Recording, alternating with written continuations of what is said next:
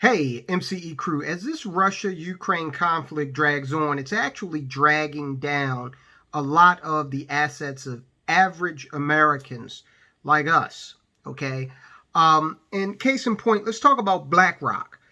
Blackrock is a very powerful, very successful financial services company, okay? They take a lot of heat. In this country, it is not unusual for successful entities to take a lot of heat from Americans, the same Americans who actually benefit from these companies. I know that the people who are in this audience are smarter than that, but let me just give you an example. Remember Occupy Wall Street? It was nothing. I mean, it was a common occurrence to see Occupy Wall Street protesters with Apple products. Apple's a very successful, very popular company, especially among millennials.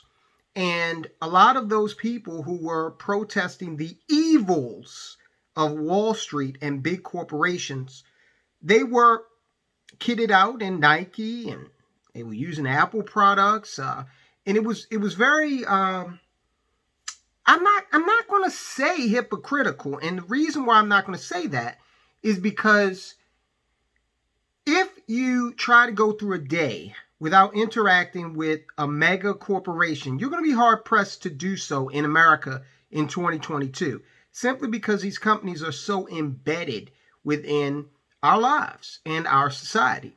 So while you may have had plenty of well-meaning Wall Street or Occupy Wall Street activists trying to stick it to the man, it's hard to stick it to the man in 2022 when the man is embedded so deeply into your life, into America, the very fabric of American society. So I just say that to illustrate the fact that,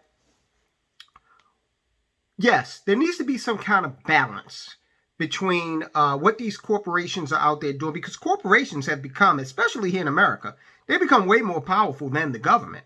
You ever watch one of these hearings up on Capitol Hill where, corporations will come up and, they'll do the dog and pony show, but you can tell that they don't feel as though they're absolutely accountable to DC or to those people who are supposed to be representative of us.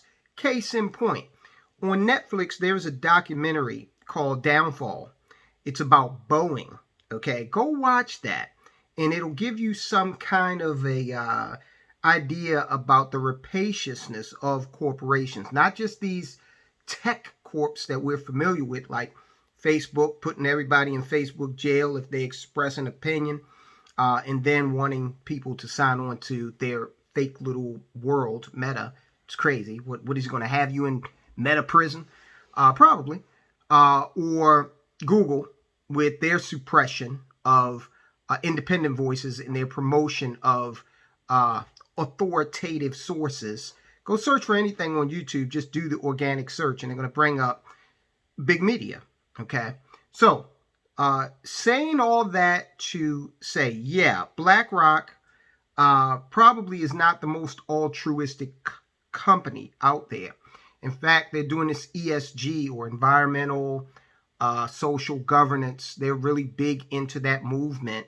And it remains to be seen if they are genuine or if they're just trying to create something that companies have to bow to BlackRock on and thereby makes BlackRock more money.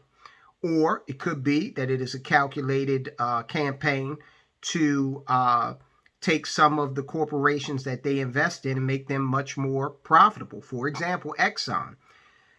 Exxon is so deeply embedded in the oil culture that they could be missing the boat in developing renewable technologies. Okay, and so BlackRock played an instrumental role in changing up some of the leadership at Exxon in order to get them to recognize this fact.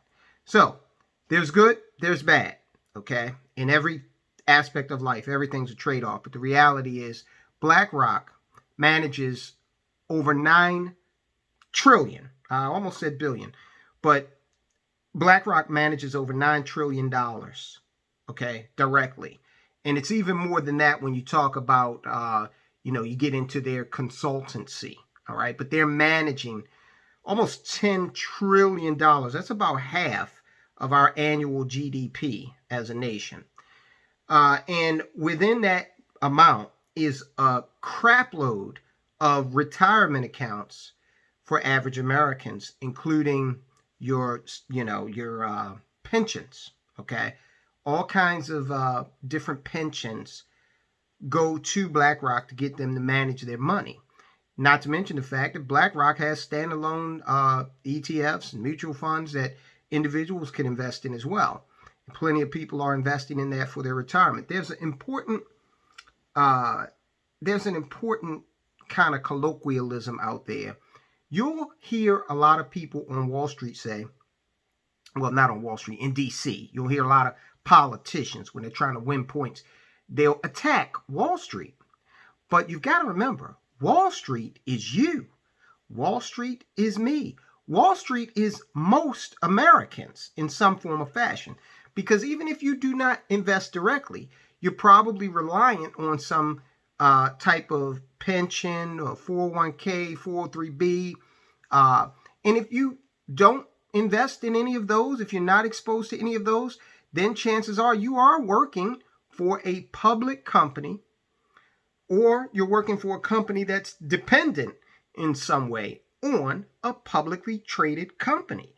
So most of America is Wall Street, is dependent on Wall Street for a financial future of some kind. So we have to take that into account when we evaluate companies like BlackRock, Fidelity, State Street. And we have to understand that, we can't afford to fall for the okie doke with these politicians trying to demonize something that ultimately benefits us as Americans. So we've got BlackRock out there managing almost $10 trillion worth of assets. Now, they ran into a little trouble here with this whole Russia thing. And again, this is another example. It's an example of two things. It's an example of how the sanctions are boomeranging back on we the people, okay? And look, I'm going to go and say something here that might not be popular, but hey, this channel is about honest evaluation of economic issues. We're not trying to be, the most popular channel. But this whole thing in Ukraine, we did the video a couple of videos back. We kind of put in that clip of how Joe Biden is, in bed with Ukraine in some financial ways. And more of that's starting to come out because they're looking at his son, Hunter Biden, and his laptop and some of the information that was on there. So while it's okay for old Joe to say we're going to slap sanctions on Russia, and yeah, Mr. and Ms. American, your gas prices are going to increase along with the price of everything else. Is that really going to hurt Joe Biden and his son, Mitt Romney and his son, Nancy Pelosi and her son, or what's the other one? There's another Democrat that has John Kerry and his son. Okay, all of these sons are over doing something and getting money out of Ukraine some way, somehow. So when you look at kind of how the media has spun this thing, and Russian cosmonauts went up to the space station and their uniforms happened to be yellow with a blue stripe on it. And the media actually tried to say that was some sort of protest in solidarity with Ukraine. Now, if you sit down and think about that, you got to probably come up with the idea that a spacesuit is not something that, you just put together as some sort of outward protest. A spacesuit is probably something that's primary focus is to keep you alive. And I doubt if the Russian space agency, Roscosmos, is producing protest gear for Russian cosmonauts. Okay, but that's how crazy the media is. in trying to get you to believe just one way in support of politicians and their children who are financially invested in Ukraine.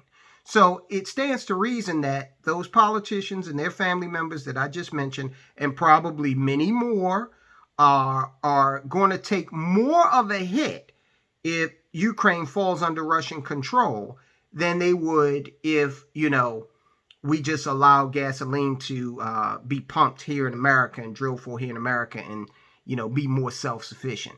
That's not going to benefit them as much financially as their interest in Ukraine. Okay.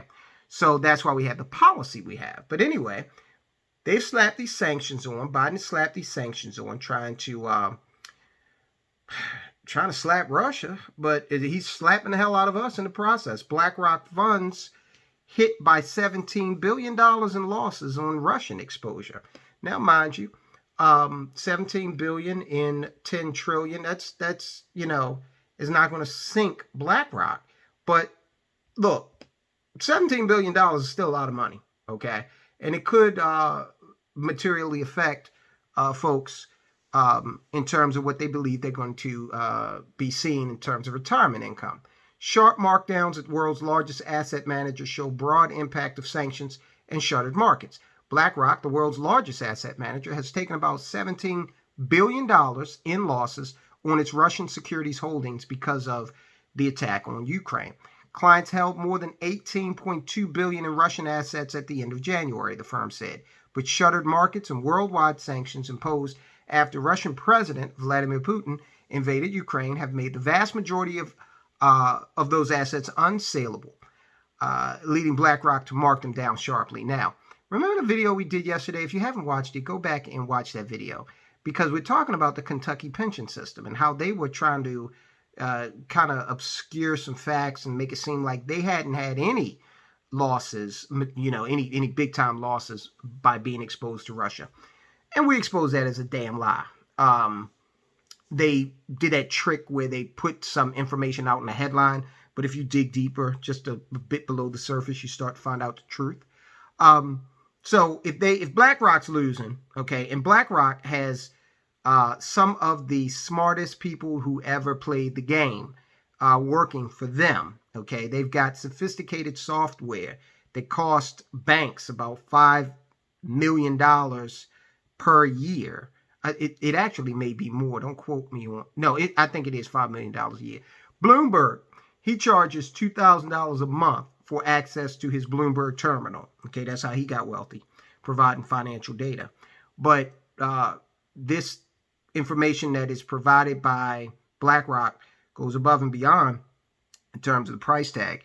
And it's got to be damned effective, because when you look at BlackRock's performance since, 1999, if you look at their performance since 1999, they're up over 5,000%. Okay, so they got to be doing something right. Leadership and technology.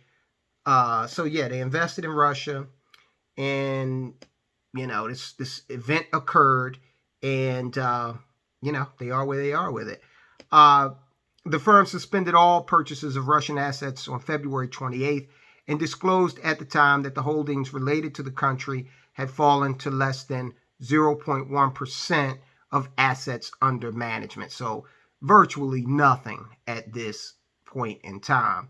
A BlackRock spokesperson said the total value was around $1 billion on February 28th, when markets were effectively frozen. So went down tremendously. Other banks that also handle some pension funds and retirement accounts, U.S. banks Goldman Sachs and J.P. Morgan announced plans on Thursday to pull their business out of Russia, saying they were acting in compliance with government instructions. So these firms, they like to go places where there is opportunity, okay? BlackRock took some heat from George Soros because they are in China offering investment products to the retirement market in China. They see an opportunity, okay? So they're gonna take some risk. And now with going back to what I said earlier about Wall Street, Occupy Wall Street, you may have some consternation about investing in certain places in the world, but because the global economy is so interdependent, it becomes virtually impossible to get access to a lot of very lucrative opportunities, especially in equities, stocks, if you're not willing to say, okay, um, go ahead, invest in China. Uh, Now, how you resolve that or reconcile that within your own moral code is completely up to you. You have to, I certainly can't consult you on that. But you must know that these companies are going where they see opportunity, and they are leading with the idea of making money. Even, going back to that ESG thing, environmental, social governance, the whole, unicorns and rainbows way of investing, that's even morphing more, it's arcing more toward money, okay, instead of emotions and empathy, feelings and whatnot. So let me say something on that real quick. They're actually looking at making defense contractors a part of the ESG equation. And environmental, social, and governance criteria are a set of standards for a company's operation that socially conscious investors use to screen potential investments. Again, BlackRock is big on that. So one of the things that they want to see is a company that is operating in an environmentally friendly way. Now, how you reconcile that with a defense contractor that is, blowing shit up, I don't know. But apparently, some of these people are looking at this and saying, hey, there is a lot of opportunity right now in this whole the defense sector. Okay, the more dangerous the world gets, the more these defense contractors look to make a lot of money. So BlackRock and some of these other corporations are looking at this and saying, okay, let's make up some excuses to get some traditional industries that have made a lot of money into this ESG framework. Now, certain people are pushing back, but I don't know if they're going to be successful. They say that an analyst from, Citigroup, they're arguing that the height of social responsibility at this moment requires putting your investment money into the stocks of companies that make weapons, defending the values of defending the values of liberal democracies and creating a deterrent which preserves peace and global stability is so important that weapons makers should be included in funds that carry the ESG label. And that's according to two analysts at Citi, Charles Armitage and Samuel Burgess. Now, in addition to that, over in Europe, they're looking at adding nuclear power into ESG because they're smart enough to realize that windmills and solar panels ain't gonna do it. Okay, not alone, they're not. And that's been proven that people are starting to see. Not only are they not providing the amount of power necessary to run a modern society, but they also have detriments as far as the environment is concerned in terms of where do these solar panels go once their life cycle is complete. Same thing for the wind turbines. So summing it all up, again, this is a complicated world when it comes to economies, the global economy. BlackRock is an extremely successful company that has made a lot of the right moves, and they'll recover from this Russia thing. In fact, when everything is ironed out, you're going to see these companies run back into Russia. I told you that, JP Morgan had, they just said that, hey, we opted out because basically the government demanded that that's what we do. They didn't say anything about, some higher moral code or anything like that, because it's not their mission, okay? Their mission is making money, and that's where they're going to do it. So, do I think BlackRock is evil? No, I don't. I don't think that as a company it has a moral uh, compass one way or the other. Again, I think that ESG is just a ploy to make more money, very creative ploy. Can a company be evil? Not necessarily. Its leadership or some of the employees working at the company can certainly be. But if you get rid of them and change that culture, then you can turn that around on a dime. Are we going to see that with companies like Boeing? I recommended that documentary to you. I don't know. I don't know how fast we will see it. But this is just, take a look at where your pension is. Call your company, benefits provider, and say, hey, who do we have our pension with? And this will give you some impetus to make sure you are well diversified. You cannot just count on a pension, a 401k, a traditional IRA. You have to have an array of vehicles that are going to hold you in good stead so that you can achieve and maintain financial independence. There is no value in reaching that bar and then 5 years later you fall well short of it and run out of money. You have to achieve financial independence and you have to maintain it. That's what most of us have to do. Unless you are Warren Buffett, Jeff Bezos, or some person like that couldn't possibly spend all of the money that they have in 2 lifetimes. All right, guys, I'll talk to you soon. To learn more about how you can achieve financial independence, check out these videos we recently posted on the Money Changes Everything channel.